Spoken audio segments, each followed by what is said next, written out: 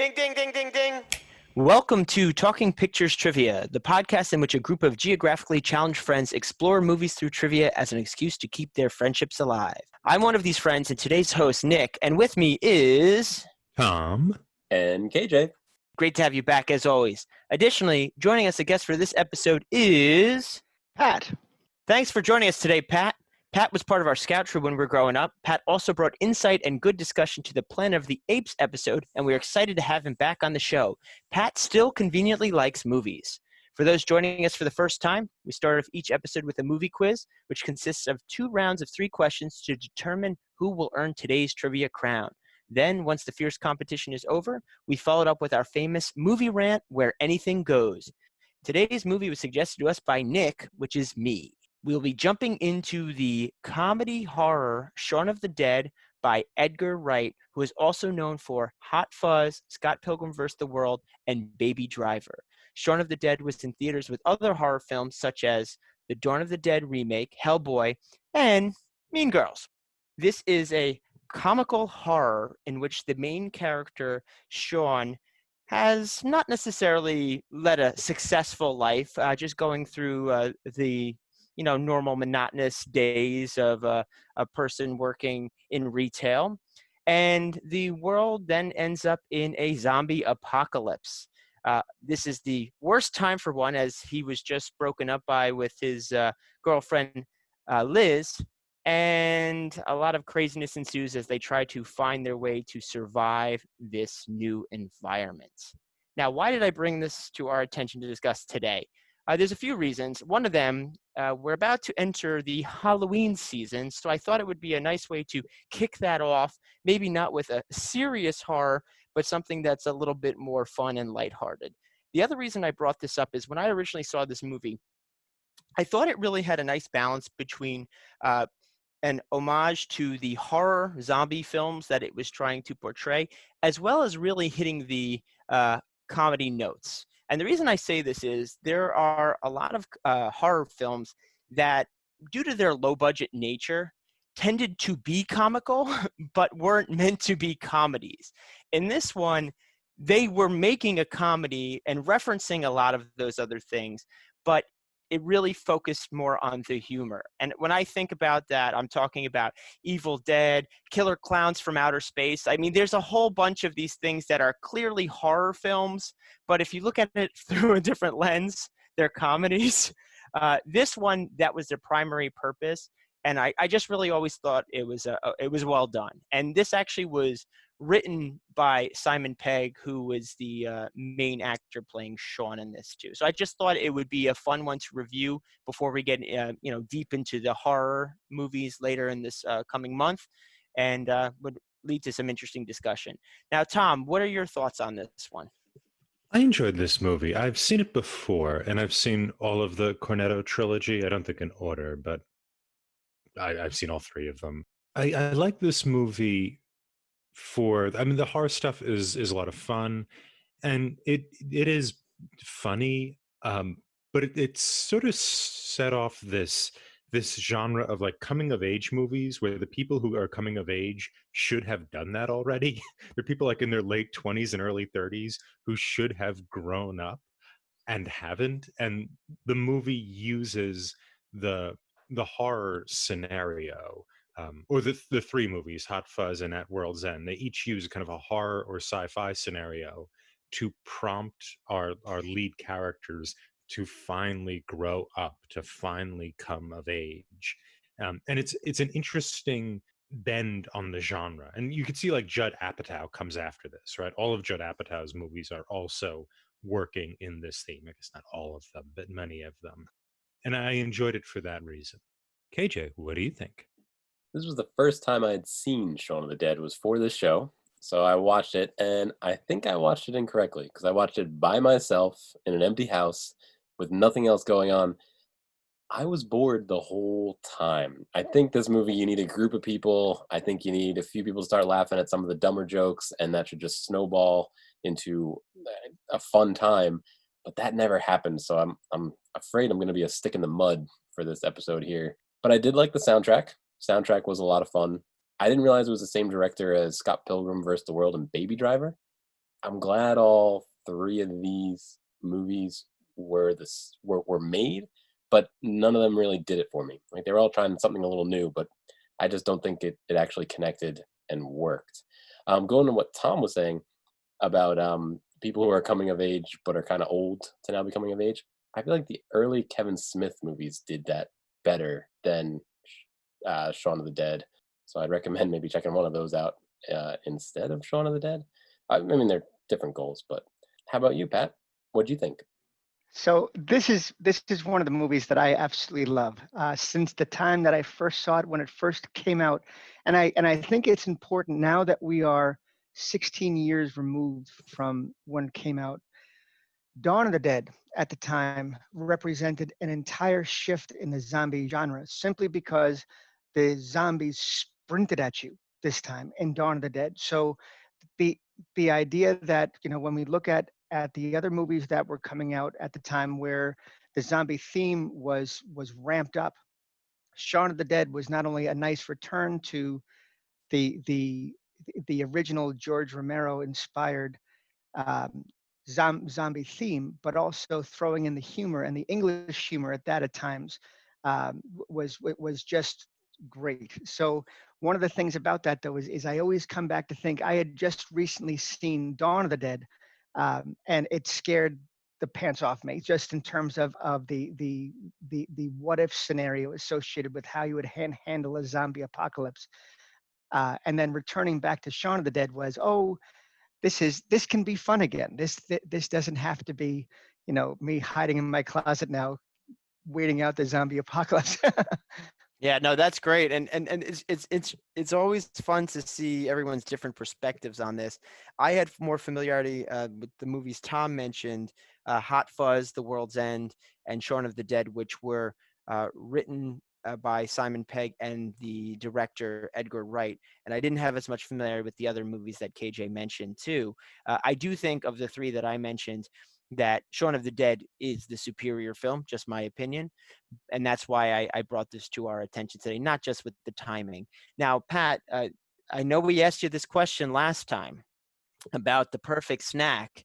Now, I don't know if it's changed for this specific movie, but let us know what you would recommend to enjoy while watching Shaun of the Dead. Well, for any movie, I still hold true to the popcorn and the M&Ms and that perfect mix.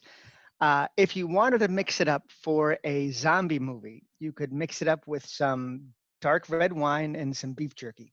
Just in Oh. terms of the tearing of the flesh and the drinking of the blood is one of the things that you can enjoy what the zombies are enjoying too. But my top choice is that I would still come back to, as always, the popcorn and the M&Ms. Okay, we had another guest who had that, but they didn't have such an intricate array of like the placement of ratios. Theirs was separate. There was separate. Yours, I know there was a very specific science to it. So we enjoyed it. Although I think I might try the dark red wine and some beef jerky the next horror film I watch. Maybe we have Halloween coming up, so maybe I'll try it for that one. It's time for Movie Quiz. Starting in round one, each one of these questions will be worth 1 point. The categories are Judgment Day, removing the head or destroying the brain, and hey, let's go to the Winchester. Pat, as the guest, we will let you choose the first category. I would like to choose, hey, let's go to the Winchester. It's time for question one. I'm sure Shaun and company would agree that making your way in the world today takes everything you've got, and taking a break from all your worries sure would help a lot. That there's always somewhere they'd like to get away where everyone knows their name, the Winchester Pub. How many times did this happen during the movie? Locked in. Locked in. Locked in. Okay. Pat, how many times did they go to the Winchester? I think that they went 3 times. I think they only went to the Winchester once. They were in the Winchester 3 times in the film. The points will go to Tom and Pat. They did go 3 times. In the beginning, they were on a date with Liz, and it turned out all their friends were there as well, as we learn. The second time, after Liz breaks up with Shaun, Shaun and Ed are at the Winchester. And then the group goes to the Winchester to hunker down during the zombie apocalypse. The best place to go to protect yourself from the zombies. The reason I brought this question up is I thought it was interesting how no matter what happened, just like in a game of tag, like that was home base, you know? So I thought it was, what did you think of how they portrayed the Winchester as this one safety net for everybody? I think it represents, similar to what Tom was talking about before, with the growing up aspect. And I think the analogy of the tag is a great one, where um, what I loved about it is, in all of their rationalizing about their plans and everything that's going on, the only answer came down to be the Winchester.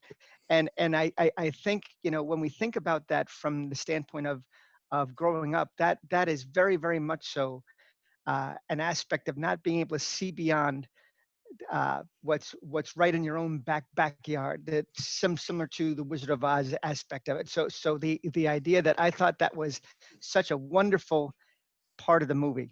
And it also, once they get back to the Winchester, it burns down. And so after he's sort of saved the day, or actually at least saved his girlfriend's life and managed to survive, this thing which has become kind of a problem in their relationship. They keep going back to the Winchester. He doesn't explore new opportunities. In his final go at the Winchester, the thing burns down. And the movie ends not with them back at the Winchester celebrating. It ends with the main couple living together. Yeah, I just thought it was interesting to see how this was their safe base, home base, no matter what happened. And the thing that always jumped out at me during this movie, especially on multiple rewatches, is the Winchester's probably like the worst place to go. Even the fact that there is the largest amount of zombies we've seen in the whole movie right in front of the Winchester, that does not deter them from still trying to figure out how they can get in the Winchester. Not to mention, it's a pub. It has giant windows that could easily be broken through the swarm, which eventually happens. It is the least, secure place that they've been in. In fact, I think Liz's apartment was probably the best, because it seemed like it was above ground. There was a gate. You had to get buzzed in.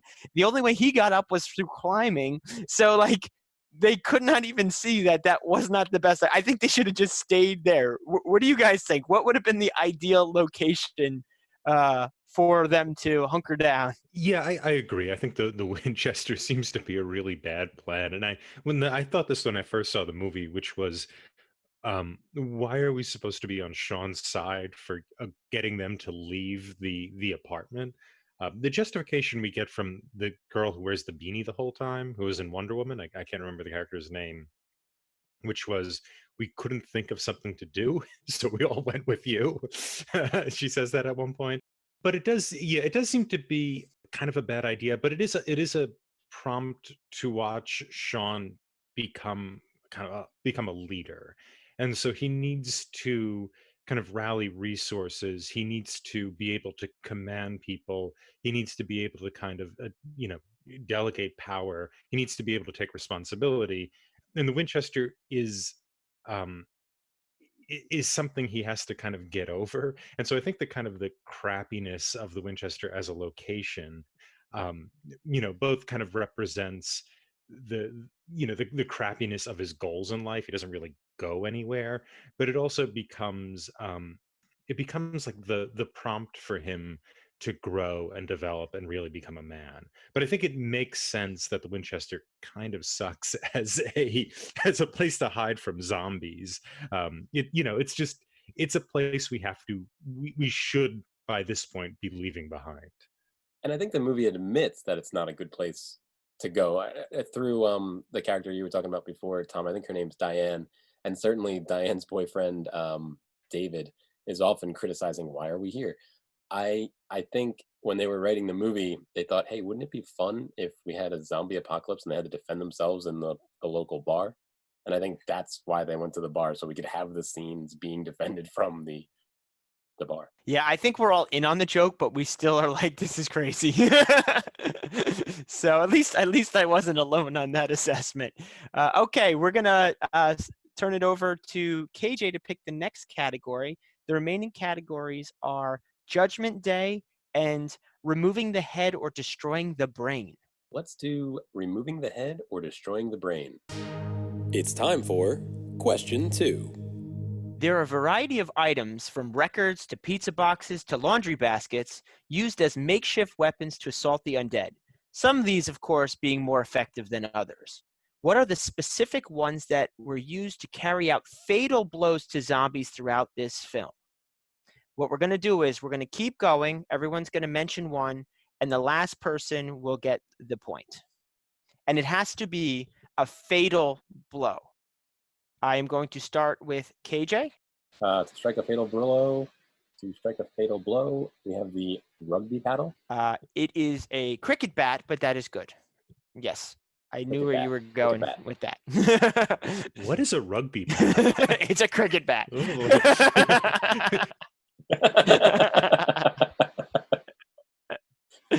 So that is that. I know exactly what you were aiming for there. So cricket bat will get you the point. Not the point, excuse me. Cricket bat is one of them.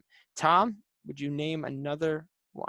Bullets. Yes, the Winchester rifle or bullets, yes, is one that they use to take down some zombies. Pat? Those are the two that I had in mind. Let's see. I'm going to say a bar, an iron bar. Unfortunately, an iron bar was used to pin a zombie to a tree, but it was not a death blow. They were actually used that as inspiration of how to act like zombies. So unfortunately, no, that was not. But KJ, you're gonna continue this one. So I have 2 more, and I'm trying to pick which one Tom's least likely to guess here. I'll go with the more interesting one. Did they use a glass ashtray at one point? Did they slam somebody on the head? That is the first kill, is a glass ashtray. That's when the pizza box and other things throughout the room wouldn't take down the zombie. But the glass ashtray did the trick.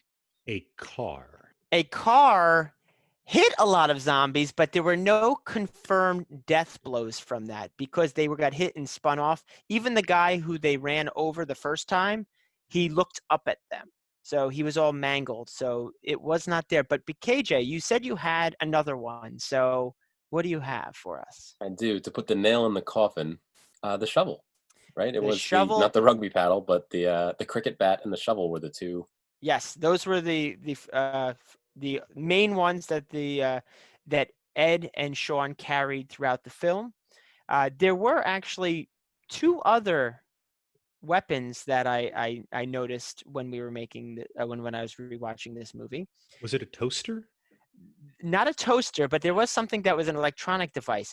They used the jukebox to kill the zombie who was the owner of the Winchester after beating him with a bunch of pool cues. That wasn't what actually did it, but it was the head to the jukebox took him down. And the other one, this one is not necessarily confirmed, but at the end where they meet up with their other female friend, I do not remember her name, and we were given it. When she came back with the military, she has a golf club, and I believe there were 2 like twin zombies that she cracks in the head with the golf club. Now, the reason I brought this one up was I did thoroughly enjoy how they would just grab anything at their disposal to throw at these zombies in attempts to take them down. Were there any specific ones that jumped out at you guys that may not have been fatal blows that were of interest? My absolute favorite of them all is the records. The fact that the records really didn't hit any, but how they just flew and cracked on the wall, and the idea of the decision making associated with the records too, I just thought was absolutely fantastic. That was the one that totally jumped out at me too. But any others? That whole sequence is great because it's before the records. They have a laundry bin of things, and they can't hit them at all.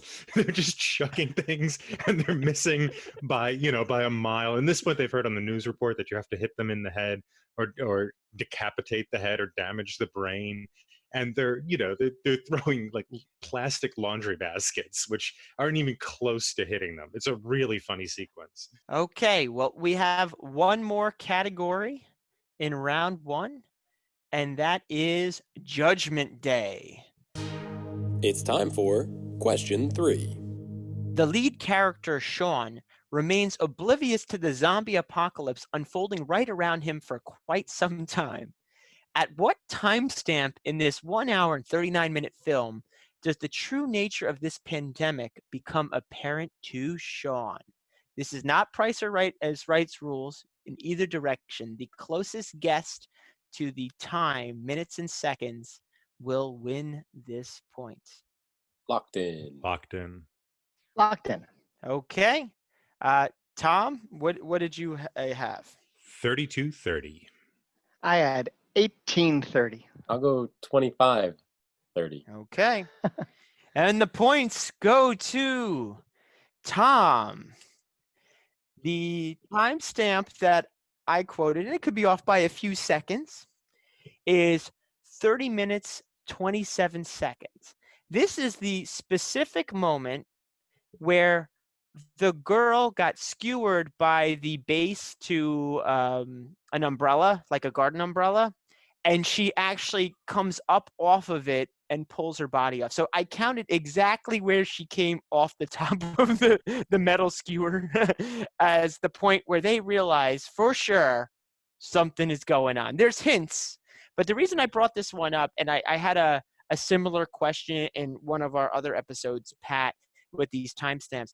I thought it was quite interesting that it was almost a third the way through before we really got confirmation. And I also thought it was interesting how they hinted to it along the way. So I thought that might be something worth talking about, how he could not see what was obvious in front of him to anyone who was looking. Which plays on the themes of the movie. The most memorable depiction of Shaun's ignorance of the world around him is him walking to the store.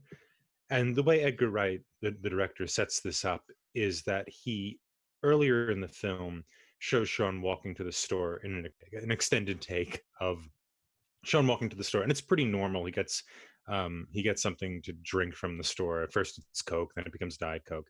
Then he walks back. We do the exact same camera work again, but this time the world has changed and there's clearly a zombie apocalypse going on, and Shaun is completely ignorant of it. Edgar Wright does this a lot. He sets up the same camera angles and same sequence of cuts that occur in the first half hour and then are repeated after the first half hour, but with a slight change. And I think it seems to highlight the fact that Shaun is completely ignorant of the wider world around him. He's far too local at the beginning of this movie to be a successful person.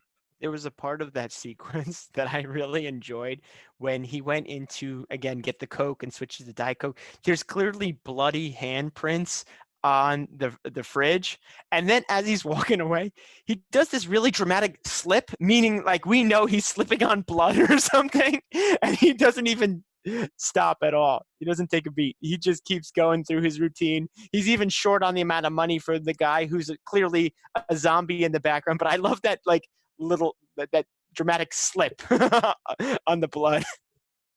And that's actually one of the things. So the slip there, but the other thing that I absolutely love is the trip on the curb, the consistent trip on the curb in the same spot, regardless of what's going on. And that gets to, I think, Tom, what you were saying about the fact that he's carved out a path for himself that he does not deviate from.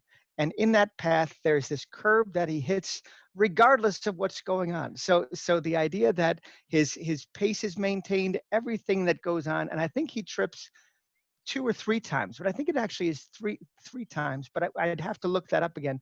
But I noticed that the last time I watched it, saying, it's ingenious to throw in that trip, that no matter what the situation is, he has his his own way of doing things that is consistent. Yeah, I do think that's well said. That there's this path he's trod that he's not going off, and it requires the world to end to get him to change, right? This is, you want to become a better man, the world has to end, which is kind of the theme of all of these movies. It's the world ends for this kind of child man in order to become an adult, right? Which is what kind of adulthood is. It's the world ending for us, in a subjective way. But yeah, that's a great point. The other thing I liked about that sequence is he meets a bunch of people and they're very distinct, so you recognize them. So when they come back as zombies, they're not just faceless zombies. They're people you feel like you have a connection with at a small level, but I thought that also helped the zombie side of the movie. This is a bit of a tangent, but you just said a bunch of people that kind of we can relate to. There's one scene where they're coming across another group who are trying to find refuge in the zombie apocalypse, and they have the same character set as their group as they walk by, even to the fact of like Ed, and they had some kind of like dumpy brother or cousin or something like that. Again, it's either your humor or not, but I thought like little things like that were quite endearing. It was just fun. They're also all big British stars, the Yeah. people in that other Yeah. line. So it's there's a lot of like there's only like 40 actors in England, and so everybody has to keep reusing them. This is what happened with Harry Potter, where every single actor in England had to be hired, but Martin Freeman. And so there's kind of there's jokes going on there that I'm kind of missing because I don't know all those actors very well. I knew one of them. I mean, Hitchhiker's Guide to the Galaxy, The Hobbit. I forget. He's in a lot of things. Martin Yeah, Freeman. yes, he's in a lot. He was the boyfriend of the lead girl, and the lead woman in that group. Yeah, he's the original main guy from The Office. Yes. And the woman British with Office. the beanie is the original female lead from The Office. Oh, I didn't recognize her. But that's interesting to know that those were all people that I guess people in England would have recognized. Okay, well, that concludes round one. We'll be right back after this short commercial break for round two. Were you born in the 40s, 50s, 60s, 70s, 80s, 90s, or 2000s? Do you remember your childhood? Because we do. Do you want a show featuring an obscure character from your favorite childhood show? Are you wondering where they are now? We have that. Do you remember the villain from your favorite childhood show? Do you want to know what happened to them? We have that. Do you want a new show in the style of your old favorite shows? We have that too. Nostalgia Plus, the only streaming service you need to have your childhood formulated, tailored, and packaged into a nostalgic, engaging, and compelling media bite. Subscribe today at nostalgiaplus.com. This is a fake ad. Nostalgiaplus.com does not exist. Please enter the website at your own risk. And we're back. Tom is leading the pack with 2 points, and KJ and Pat are still tied with 1. In round two, each question is worth 2 points, so it's anyone's game. The categories for round two include rich, interesting characters, surviving, and stand by for further information. Which would you like, Pat? Could we go with stand by for further information? It's time for question 4. While the audience spends most of the movie digesting cheeky dialogue and comical undead defense tactics, there are a few serious moments sprinkled in the movie. Which do you think best exemplifies these occurrences? This is a subjective question, so I will be the judge. I will say that there are 2 potentials. One will be awarded 2 points, and the other would be awarded 1 point. Locked in. Locked in. Locked in. Pat, I'm going to let you start off, and feel free to explain a little if you want to.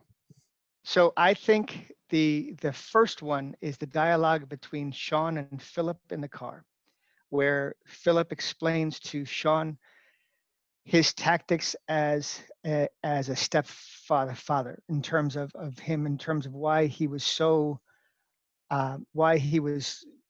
hard on him, and why their relationship, what he sought to actually do for their relationship, and how he really wanted to be the model for Shaun, knowing that Shaun had a lot of pain associated with the death of his father and the absence of his father in his life. That I thought was a very serious point where that was one where I thought was brilliantly done. So just with that though, I think that that exemplifies very much so the theme that Tom brought up before too, about really the death of what is, or the end of what is, so that what shall be can become. And the idea that moment signifies the end of being a boy and the start of now being a man who now is guided, knowing that Philip really did try to help him and loved him too. It only took him till age 29 to figure that out, right? And the death of Yeah. Philip. Okay, KJ, what do you think is the most serious moment? I think one of the most serious moments, and also exemplifies the film, was when Sean and Ed are at the bar, and Ed's kind of making jokes about everybody else at the bar, the other people that are stuck there, the true zombies of this movie that Ed and Sean are destined to become if they don't overcome the literal zombies that attack them later.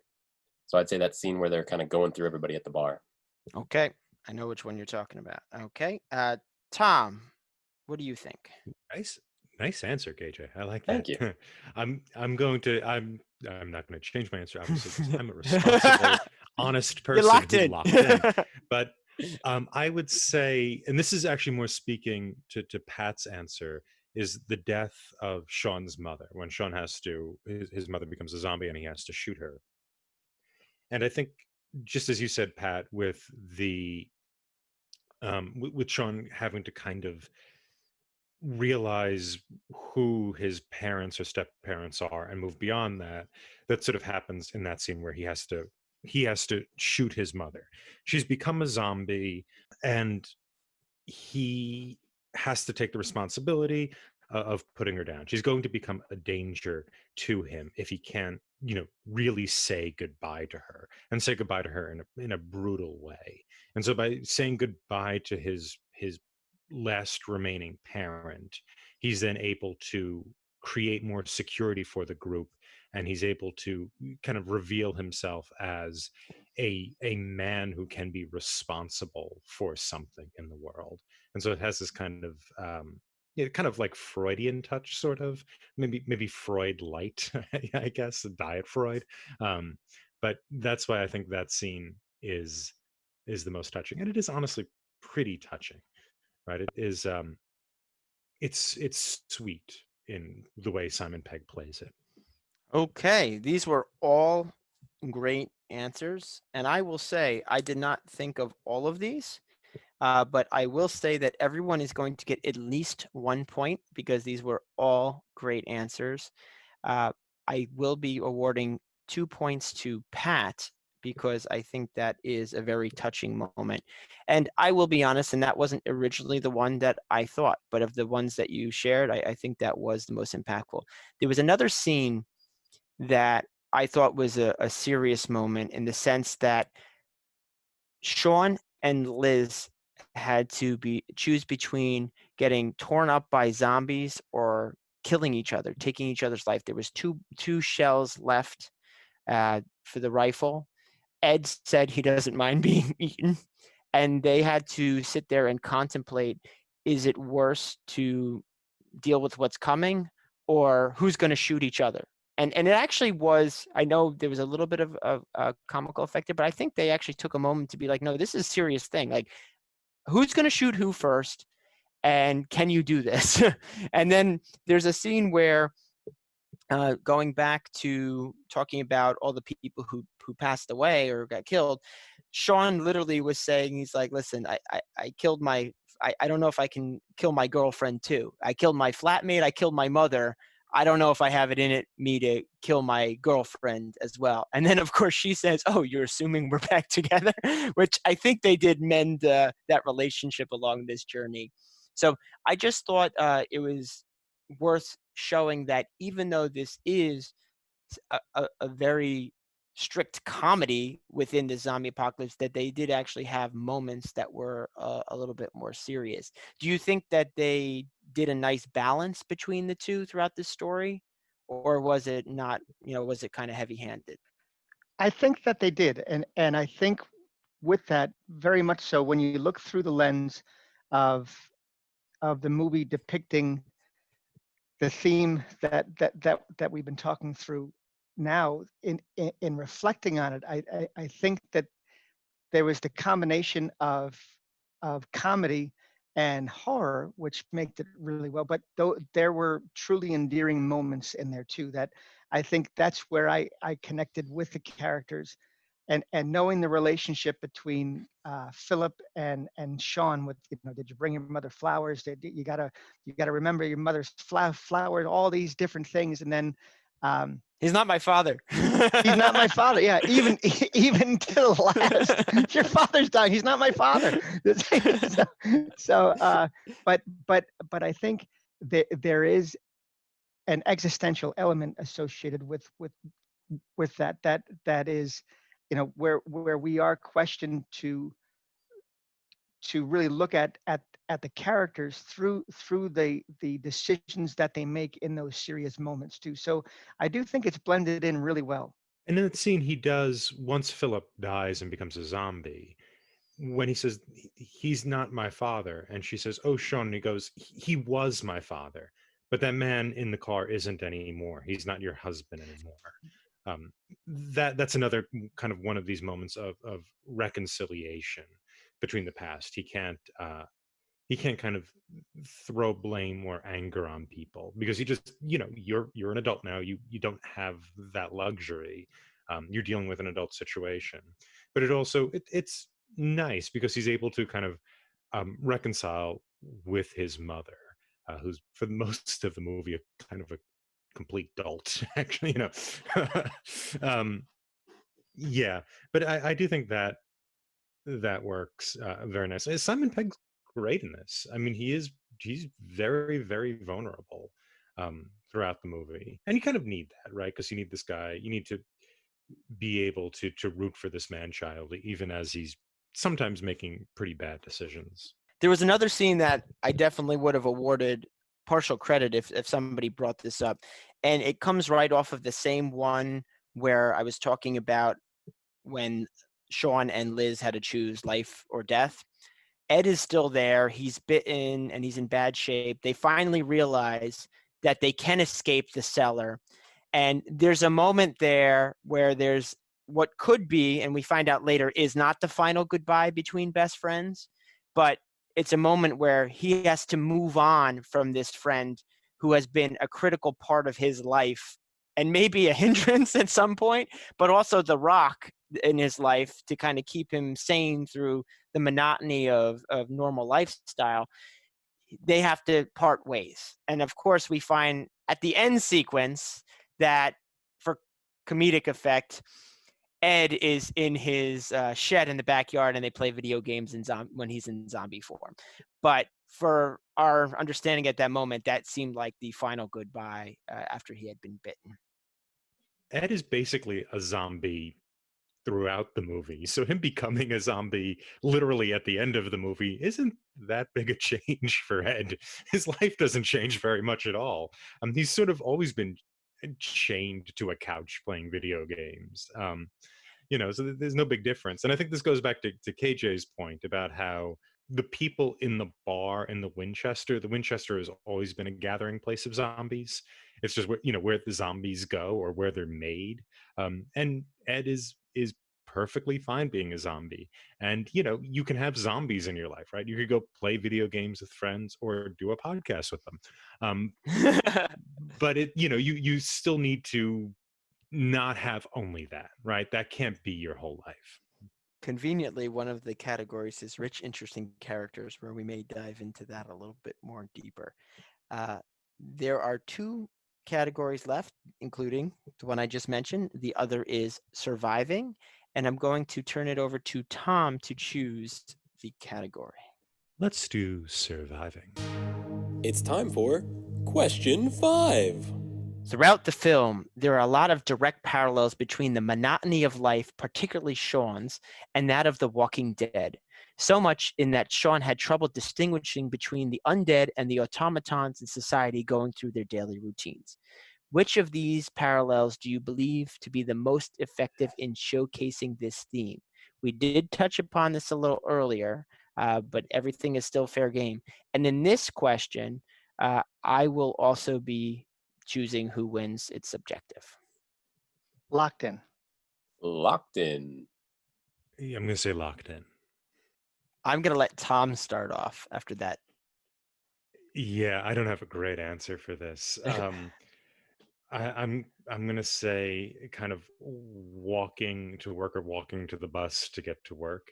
The kind of everybody sort of looks like a zombie as they're going off to their jobs. So agree with Tom there that there's a couple of scenes, especially in the beginning, where the people are walking down the road and they're walking in step, bobbing their heads.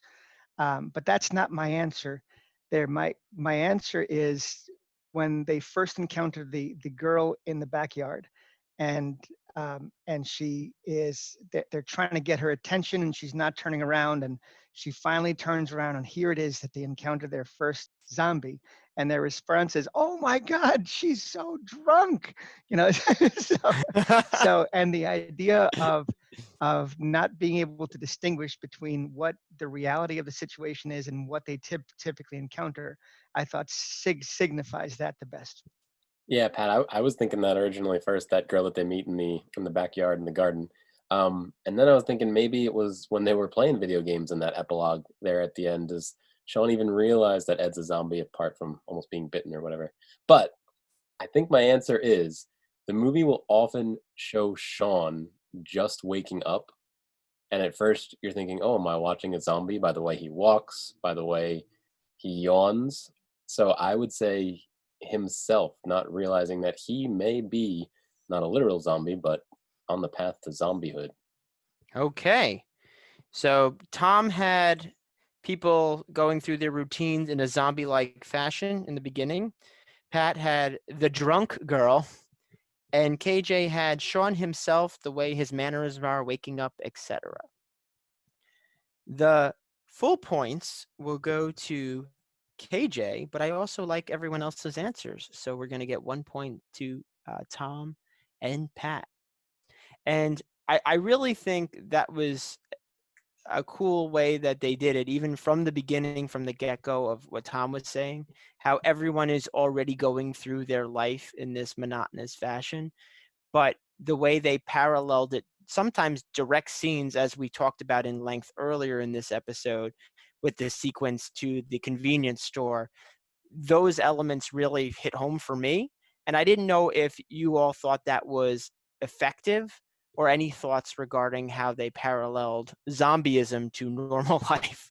One thing that I absolutely love about the movie, and I didn't get it until I watched it recently again because I hadn't picked up on it at all, are the recurrent themes that exist, but the one where he puts the pen in his pocket and the ink drips out and the guy says, "You have red on your shirt." And you say, "Oh my goodness, he's got red on the shirt." But then that continues to where then his mom says, "You have red on your shirt," and somebody else says, "You have red on your shirt." So the idea that that is something that it's part of the normal occurrence associated with life, and that phrase doesn't change amidst all of these changing things that are going on, which is I thought was such an interesting part about that with having red on your shirt, what that could potentially mean. They do that a lot throughout this movie, actually, with recurrences, and not just on scenes, but dialogue. There's a lot of recurrence the more you pay attention to it. Even little like nicknames of the pickle. Like, there's all these different things that are just even the answering machine from when Liz leaves messages, the way she talks, like there's a lot of these recurrences in there. Now I know that's a little bit of a tangent, so we'll get back to, zombieism, but it is interesting when you watch it more, Pat, how these things do jump out at you. I don't know if we're going to get KJ to do a rewatch, but I'm sure he would see them. Yeah, I think we mentioned this before, the kind of the recurrences, and For Shaun, the zombie apocalypse kind of reveals the zombie nature of the modern world, right? It's the modern world is zombifying, and it's very easy to become a zombie in the modern world. And the fact that we're shown the zombies sometimes in mirroring scenes, I think hints on that. For example, when Shaun is in the bathroom, there's a series of quick cuts showing Shaun getting ready for his day. And in the first scene, he closes the mirror over the sink, and he sees his roommate behind him, who then chastises him for Ed living in the house and not contributing to the household. And then later we get the same edited sequence again, and when Shaun hits the mirror, he sees the roommate, the kind of jerk roommate, in the bathtub in the shower rather, and he's become a zombie. And the the kind of parallels between the modern living and the zombies are highlighted there. And the shock and the development for Shaun comes when he realizes that zombies are everywhere. One of the things I really liked about this movie was the editing. Right from the beginning, where it looks like they're on a date and it's only the two of them and they're talking about their friends, but as soon as they bring up their friends, the camera cuts and their friend is sitting right there, half paying attention or in on the conversation. But the editing was great, with these beats, like you're saying, Tom, the getting ready to go, or even the zombie fights. I always felt like I knew exactly what was going on, and I thought it was really well done. Yeah, they do a lot of kind of like sight gags like that with the editing, right? Where the camera tilts and you see what's really going on. I'm standing right here. Yeah, no, I agree with that, KJ. Oh, and even the sync up to the music was kind of fun in this. I think they may have overdone that in Baby Driver, but in this one, how the soundtrack felt like it was in the movie as opposed to on top of the movie. Music is an important thing. This might be a tangent, but music is an important thing in coming of age movies, especially if it's like from the perspective of somebody looking back on the past. It's typically it's typically a way of establishing an era. You can think of this with Almost Famous, which is a movie basically about the director coming of age, working for Rolling Stone and following Led Zeppelin around, even though it wasn't Led Zeppelin, it was called something else. But that was really what was going on. And the music sort of establishes the error that was past and the era in which this person became an adult or grew up, right, in a significant way. And in this film, music works in that way also, but we're also directing a lot of attention to the device of how music works in movies, and I think that kind of pulls on the string of this should have happened already. You need to throw these albums out. The sequence where we listen to music and you grow up should have happened already. You need to throw away Batman Forever, the soundtrack. It's not helping anymore. And talking about sounds, even though this was a comedy, they still did intertwine horror tropes into this. So, for example, there's some scenes where you hear the heartbeat. So he's walking in, and you almost feel the heartbeat going on. They don't draw any other attention to it, but it's there. I also thought that was really cool how they put that into the different elements of the movie. Yeah, and another horror cut, like a Sam Raimi cut, is in the end when the military trucks come to the Winchester and you have the tilted camera. That is Sam Raimi up the wazoo. That is such a like that immediately recognized it. Well, I think with that too, part of the horror when David gets dragged out of the window and torn apart, that was for me where you're reminded that this is actually a horror movie. That the pain and the anguish that you see on his face as he's getting torn apart, and how he's disemboweled right in front of you. Where wow, this was this no longer for that split moment there, just the same thing. Like wow, this is definitely horror. This isn't just a comedy and a spoof. So I thought that was great. And then the comedy jumps right back in when his legs pop off. And then the girlfriend runs out with the leg to get him when she clearly had seen this guy get disemboweled. So the remaining category is rich, interesting characters. And interestingly enough, We are currently all tied at 4 points, so this one will determine today's champion. It's time for question 6. In an attempt to inspire the shattered spirit of Shaun post-breakup with Liz, best friend Ed shares a bit of wisdom about the rich, interesting characters at the Winchester pub. We're also introduced to a variety of supporting characters throughout this film. Aside from the 3 main characters mentioned, who do you think is the most impactful supporting person in this story? Now, to make this question a little extra spicy, each of you will provide an answer, and you will then each say which one you think is the best answer, not including your own. So the person who has the most points between the contestants will win this question and possibly the whole episode. Locked in on that one. Locked in. Locked in. Okay, we're going to let KJ start this one off. So who do you think? I think it's Shaun's stepdad. As far as we can tell, he seems like a good guy. Maybe did everything right. I can understand why Shaun's upset about everything, but he was always encouraging. Even when he shows up at the store, it's not to mock or berate Shaun. It's to say, hey, it would be really good if you got the flowers for your mom. So he's trying to do a good thing for Shaun's mom and trying to do a good thing for Shaun. And again, his attitude towards all that was good. I think Shaun's stepdad is the most interesting non-main character. I think the bar owner. I can't remember his name, Ben or someone who owned the bar, just because of the conversations that led to him being connected to the mafia versus why he had the rifle above the bar and the whole thing. Well, this place is called the Winchester, and Ed's response is exactly, and as opposed to as it supports his being a member of the mafia, and then eventually the rifle becomes such a key component to future scenes. Then once they barricade down at the Winchester as well, so the mystery is never revealed as to what the connections were associated with the bar owner's history.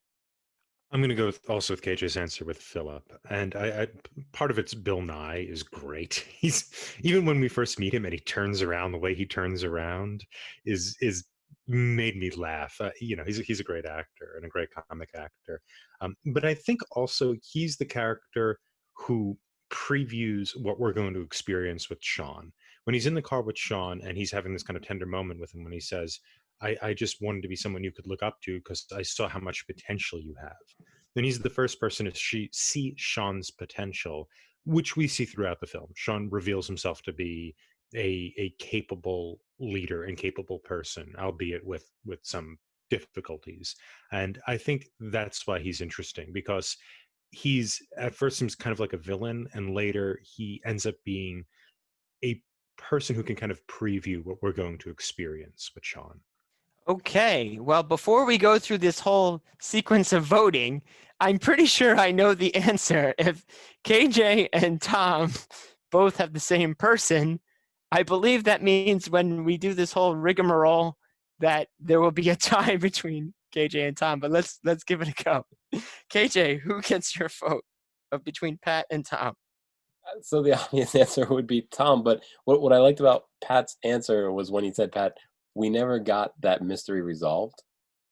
And that's much more interesting than what was presented on screen. So I'm gonna go with Pat. Okay, definitely makes it interesting here.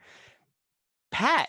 Well, I think you don't have a choice, really. But I'm going to speak anyway. I think I think both of you eloquently captured Philip, and especially with the idea of the shift of being to becoming for Shaun, and how integral Philip was in the process, both in the immediate sense of the movie, and then also with what was explained to us in terms of where he really was meant to go, and for everybody in the movie trying to pull Shaun off of his path.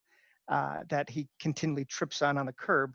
I think Philip had the biggest role there, even in the sense that we originally see him as a nuisance in Shaun's life, and as potentially an inferior character due to his relationship with Shaun. But then we definitely see him come in as a hero. So I definitely vote for Philip in that case, and I would support both KJ and Tom.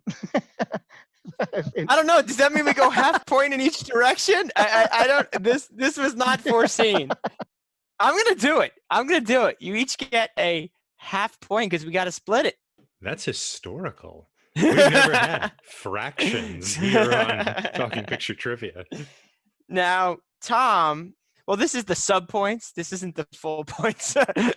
But Tom, would you like to vote for KJ Phillip or Pat bar owner? Yeah, I get, like, what helps me more? let's just be Machiavellian in this instance. I think if I vote for KJ, right, that helps me more. I think so. Yeah. So I'm going to vote for KJ. Nothing against Pat. I'm trying to win here. Nothing. Yep. No. Stab you right in the back, friend. I was going to say what I think is what's interesting about Pat's answer. The idea of the unresolved mystery of the bartender who may be a Native American, maybe a North London mafia boss. We're not really sure. It seems to be that they romanticize, and they literally do this at one point. Ed romanticizes the characters in the bar in order to make, their kind of lives more interesting. He kind of tries to de-zombify everyone around him in order to justify his lifestyle. And I think the unresolved mystery ends up being kind of like getting a biography to who the zombies are. It kind of doesn't matter, right? In the end, what's important is the fact that everybody's kind of stuck on a dead end path, and who they were before is not really helping. So based on my crazy point system here, you all tied. So we're going to have to go. Everyone is going to get the points for that question, which will make the full episode still be a tie with everyone at 6 points. So we have to go to the bonus question to decide who will win this whole entire episode for Shaun of the Dead. It's time for a bonus question. During an altercation between the roommates, Shaun is recollecting an event in which all three of them were having a great time playing Tekken 2 all night long. This is a conversation between Shaun and Pete. How many years ago did that all-night Tekken 2 session take place? The closest to the number of years will win the bonus question. Locked in. Locked in. Locked in. Okay, Tom, you seem pretty confident. 5 years. 5 years. 5 years. No! The answer is 5 years. So we have to go into second bonus question. This is unprecedented. New ground. The frontier of Talking Pictures trivia. Double bonus. It's time for a bonus question. The group finally makes it to the Winchester, where they're hunkering down. They notice that the Winchester rifle is still there and find out that it is a functional weapon. They then find a box of bullets, which are actually corrected to be referred to as shells. How many shells do they have to hold off the zombies? Closest number will win. Locked in. Locked in. Locked in. Confidence goes first. KJ. 26 shells in the box. 29. I had 27.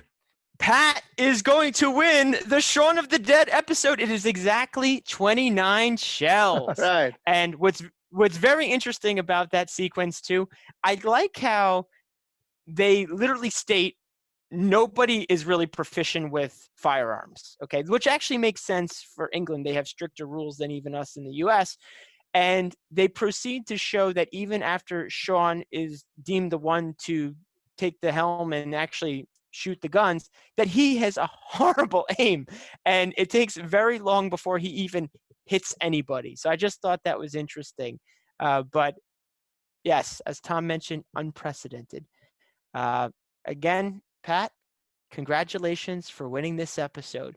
We're going to take a quick break before we can rant about anything else that didn't come up during these questions. We'll be right back. Love your screaming lapel pin?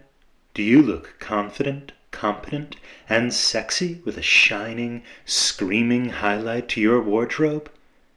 But would you like a little variety? After all, you can't expect to pair the same scream with a dark blue pinstripe suit that you would with a casual polo. That's why we at Screaming Lapel Pins offer a wide range of screams to match your outfit, your mood, your lifestyle. Take a look at a few examples of what we have to offer. For a night of beer with the boys, there's the Tavern Howl.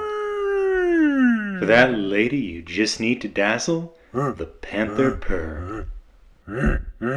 For a family get-together where you want to connect with distant cousins, there's the Contemplative Land Possum. And of course, for that special someone in your life to whom you just want to say thank you, there's my favorite, the Reverberating Oxen. Be a style icon. Pick up a Screaming Lapel Pin today. Screaming Lapel Pin. And we're back. It's time for Movie Rant. So I think one thing that was just brought up with the rifle again, and I thought it was a really funny play on the situations that Shaun finds himself in, where he is shooting at the zombies, and Ed is behind him saying, "Reload, reload." And during the video game play in the beginning, Ed is behind him saying, "Reload, reload." So it was such an interesting thing again of saying, here's a similar situation and the behavior is the same, but the circumstances are entirely different. So you have, the situation of shooting things with those two playing together, but the circumstances in which they're shooting has changed, but their relationship hasn't, which is just such a funny thing. I totally missed that, but that's great. I didn't catch that. I did catch things with at the end sequence when they're back to playing video games in the shed, whereas they started playing video games earlier in the film. But I totally missed it. So they did actually connect that even more than I realized. The other thing I liked about that, Pat, was the editing there too. It went to kind of a first-person view where you saw it from behind the barrel of the gun and it was moving, again, similar to a video game or even the video game they were playing earlier. Great call. Mm-hmm. I found the incompetence of the shooting to be really funny. It's just they never hit anything. And when the bullets set on fire, they're far more effective randomly shooting than they are attempting to direct their shooting. The varying level of competency was really funny. Just them having to either throw things at these creatures or shoot these creatures. They just can't target anything. The one thing I thought this movie was missing that I found in a lot of other zombie movies is tension. I never felt a high tension situation. Even as a joke, they could have made some kind of a high tension leading up to nothing. But in a lot of zombie movies, especially Night of the Living Dead, one of the things that makes that movie work is the whole time you're like, "Whoa, how are they going to get out of this? What are they going to do? What would I do? What's going to happen?" In Shaun of the Dead, that never really occurred. There was no point where I thought, "Oh man, they're not going to be able to get out of this," or "How are they going to get out of this?" That wasn't the point of the movie, but I was surprised they didn't play any tension into the movie at all for a zombie movie. You are right there, and there's different zombie rule sets, if you will, and just like Pat was alluding to before about how Dawn of the Dead had fast zombies, this one had extremely slow, extremely stupid zombies. So there were many occurrences where, in reality, even if a zombie was walking at a very slow pace, during the sequence or the scene, the zombie would have eventually caught them. But it's almost like the zombies were just standing still. They could play out their sequence, and then the zombie would still be there, which I think was the humor. But I think that was a stylistic choice that it's not that it was missing. They didn't want it there because of how they were interacting. But you're right. It is devoid of that tension. Even the scene where he's like, we need to make a distraction because Ed decided to pick up his cell phone and talk to one of his buddies. And the other guy threw the garbage can through the window. Shaun literally jumps into the mob of zombies and says, "Follow me, follow me, follow me," which in any other zombie movie, he would have been torn to shreds. So you're absolutely right. I do think that was a stylistic choice, but it's not there. Yeah, I think the one scene of tension I had was when they're behind the bar and they set it on fire, and you see the zombies start to come in. But I agree, there isn't yeah, there isn't a lot of kind of dramatic buildup. They are, and this might be a flaw in the movie. They are sort of in love with their humor style. The sort of zombies are like the like modern man, they're so kind of caught up in that it takes more energy from the film than maybe is necessary. The only thing that they did incorporate that was, again, a horror trope is they did insert jump scares. Yeah, I don't remember any jump scares of. There were a bunch, they just weren't scary. There's scenes in which they do a really fast jump into a clip, and they're not they're not scary, but they're supposed to be like a jump start. And there's actually like a dozen of them. The only thing that I could think of were the quick pans, like in the beginning talking about their friends, and poof, there's the motion there to their friends. They did that like when Shaun bumps into Yvonne in the street. They're just Oh, like, yeah. boom, like did he get attacked? Or they run into the two groups of friends. They do a lot of those like Gotcha. quick panish. I think that's probably Yeah, a better way yeah, to say it. But they're supposed to be like a jump yeah. scare. But they didn't scare me either. Yeah, but I want to go back to one of those points either KG or Nick mentioned about the nature of the zombie. I think Nick, you mentioned this. Zombie And how- rules. yeah, zombie rules. How you can have, I think traditionally we call the fast moving zombies of like World War Z and things like that. Berserker. I think 24 hours or something? No, what was it called? 28 days. Yeah. 28 Days had Berserkers. And I think also I Am Legend, they were more fast moving. They just couldn't go in the sun for whatever reason. The movie I Am Legend, I think the book they're not like that at all. But you have this thing they call the Berserker, which is that like the kind of fast moving, raging zombie that kind of runs at something as fast as it can. It's much more directed and it's a little more intelligent. I think that kind of ruins the movie if it's filled with berserkers because it needs to be like, oh no, we can't be like this anymore, right? There needs to be something kind of recognizable in the zombies for Shaun and co. They need to be able to kind of see themselves in the zombies. If they're these kind of terrifying, fast-moving, somewhat conscious rage monsters, that's not Shaun or Ed or any of the rest of them. And so, the kind of the style of the movie allows you to um, kind of backdoor the theme. Yeah, you don't berserker into the Winchester. That takes a lifetime to really get your seat solidly there. I think that's a great point, because had it been the Berserker style zombies, the movie would have been over at 30:32 or whatever. That timestamp of first zombie, bang, they're out. So what are we gonna do now? And I think the slowness about that even captures the slow development of change in terms of a person's life there too, to capitalize on what we were saying before too. Um, yeah, so I totally agree with you that I think the style of zombie and the zombie rules in this movie were actually really good and fitting for the plot. Yeah, you have to, slowly amble over nothing for decades until you fall down in the Winchester and go, whatever, this is where I'll end. I wanted to mention another movie as kind of a pair with Shaun of the Dead. It's a Japanese movie called The Happiness of the Katakoris. It's not that good of a movie, to be honest, but it is a comedy horror musical. There are some zombies in there. So if you enjoyed Shaun of the Dead and are still in a silly mood, I'd recommend trying to find The Happiness of the Katakoris. Would you say that it was better or worse than this film based on your interpretation? I enjoyed The Happiness of the Katakoris a lot more, but that could be because I just like musicals. What is the thing with it? What is it? They just have songs about zombies, or is it is it like Little Shop of Horrors, where it's a musical that's on a horror topic?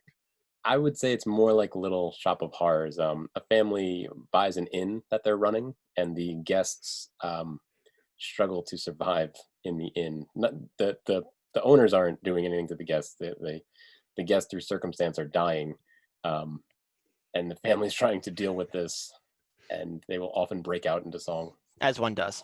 Yeah, it's interesting. Like genre movies like this, be it musical, horror, science fiction. And we see the science fiction in the later part of the trilogy, right? I think At World's End is pretty sci-fi.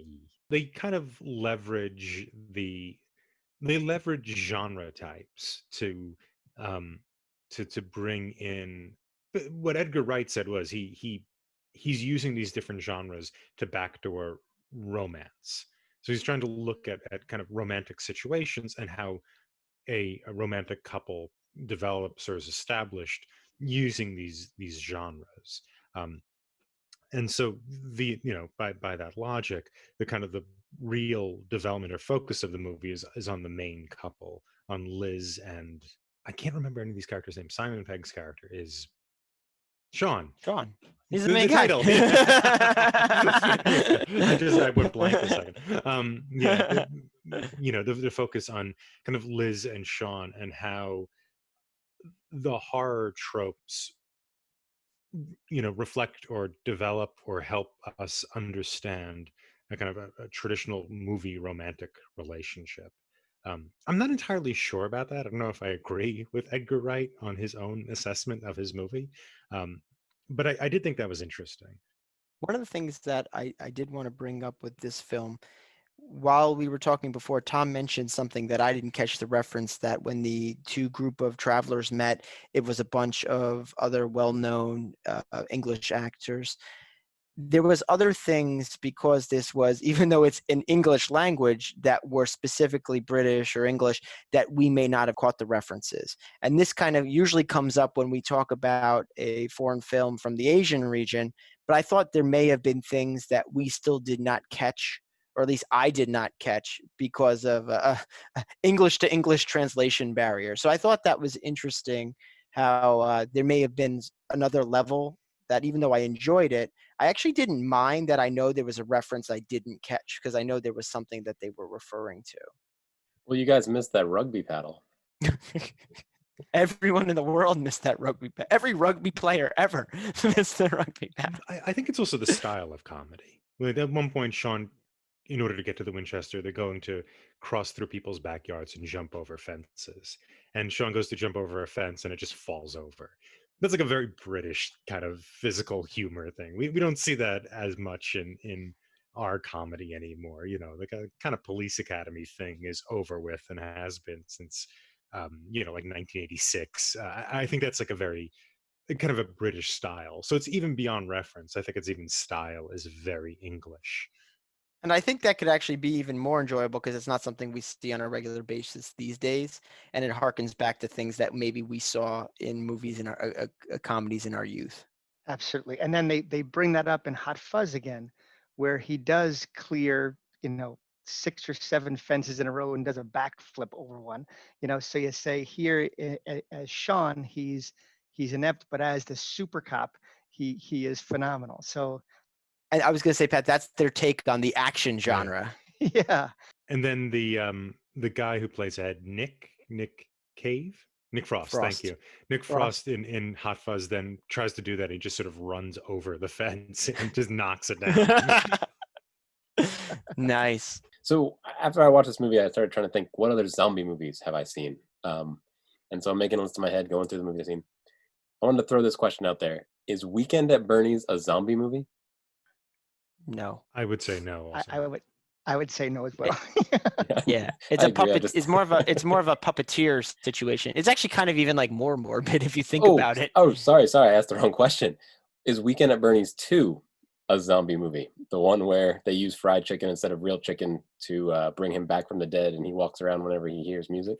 that strikes me more as like Bringing Up Baby, where it's Katharine Hepburn and Cary Grant have to like raise a monkey, like they have to deal with this monkey, and the whole thing is kind of like a goofball comedy or a screwball comedy, where it's you see the main conflict is being highlighted by a kind of wacky comic situation. I think this movie, Shaun of the Dead being this, has elements of screwball. I think it does. It has kind of the wacky comic stuff. And so I think kind of a comic zombie movie like this would be Screwball, but I don't think Weekend at Bernie's 2 is is a zombie film, because the Bernie corpse, isn't representing a threat. To anyone. His kind of physical form is reincarnated. There isn't a kind of a desire to just consume. I mean, it's a really important part of the establishment of the zombie. Because all zombie movies are sort of looking at the the physical as being all that's left. The kind of rapacious desire for consumption is all that is left of the individual. And usually that's kind of, whatever, a kind of easy comment on modernity, right? Is we're just consuming things unthinkingly. I mean, it's kind of an eye roll at this point. But I think without that element, you're not really talking about zombies anymore. You're talking about, the monkey from Bringing Up Baby. Yeah, and going along with zombie, it's really survival element on both sides. So usually in a zombie film, the people are trying to survive, but theoretically, the reason the zombies are eating is for their own survival. So in Weekend and Bernie's 2, he's just kind of there, and I think that's as deep as I can get in that Yeah, I reference. would say the zombies aren't trying to survive. The zombies are just trying to Really? You consume. don't Yeah, think? because we see this with No, but that's how they serve. They have a switch flipped, and the only thing is, I am here because I need to consume, which allows me to I think. exist. I'm not saying it's a Yeah, but I conscious think thing. even then, if you see like Walking Dead, I don't know if this is true of all zombie movies, but in Walking Dead, if a zombie never eats, it still is there. Like you could put the zombie in the bottom of a well and just walk away for 20 years, and it will slowly rot and fall apart, but it won't starve to death. That's a good point, but I think they only are trained to do one thing. I'm not saying it's for sustenance, but they know I'm here and I must Yeah, consume. it's the need to Yeah, consume without a benefit. I yeah. think that's part of the Mhm. zombie world, right? And there's a reason why these movies come along post 1950, when you have a consumption age made possible, is that they need to consume. They don't know why, and it doesn't necessarily benefit them, and it hurts someone else. Rewatching the movie now, and I was talking with Nick a little bit about this. The instructions that are given over the news when the zombie apocalypse is occurring was frightfully spot on in terms of the instructions that we're getting right now in the midst of the pandemic. Stay indoors, keep your distance away from others. All of these different things that I thought, wow, that is, eh, thinking about that 16 years ago, that was a funny part of, oh, that just represents the genre of zombie apocalypse movies. But now that we're experiencing the pandemic and the way that things work, it's actually a really interesting take on how art reflects reality and how at times we see even reality reflect art. Very good point. Yeah, I'm waiting for CNN to tell us to decapitate our neighbors. Well, Pat, I think those were some great points to end the episode on. I'd like to congratulate you once again for being the winner. It was a real nail biter there to the end. Double bonus round, and you took it down. So congrats. And again, thanks for joining us today. Thanks, guys. I really enjoyed being on today's show, and I absolutely love talking pictures trivia. Yeah, we're definitely glad you could join us again. It was a lot of fun. Also, thanks again to our voracious editor, KJ, who masterfully crafts these episodes. I'd also like to acknowledge IMDb, which is a great resource for movie information. Check out our website, talkingpicturestrivia.com, for more information about us and our episodes. You can find us on Apple Podcasts, Google Play, Spotify, and Stitcher, as well as our YouTube channel.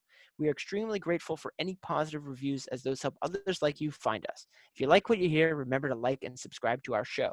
Join us next time when we discuss our friend Doug's recommendation from 1972, Stellaris. Doug will actually be asking the question, so it should be an interesting one. See you then. Ding, ding, ding, ding, ding.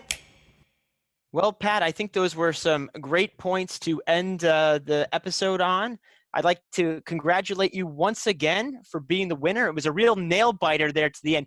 Double bonus round, and you took it down. So congrats. And again, thanks for joining us today. Thank you very much, guys. It's such a pleasure to be able to join you here, and I love talking movies with friends. That's the title, right? Sorry. Let me try that again. Thank you very much for having me. Thank you very much for having me on, guys. I really appreciate it, and I absolutely love talking pictures with friends. All right, so I realized I screwed up on mine again. I said talking pictures with friends. I didn't say talking pictures with talking pictures trivia. So yeah. All right, yeah. So you can redo it if you want. It's up to you. Thanks for having me on, guys. I really appreciate it, and I absolutely love talking pictures with trivia. All right, geez, Louise, God, how hard is this? So talking pictures trivia, correct? Jeez, Louise. All right, last attempt. Thanks, guys. I really enjoyed being on today's show, and I absolutely love talking pictures trivia. All right, there we go. And that's a wrap.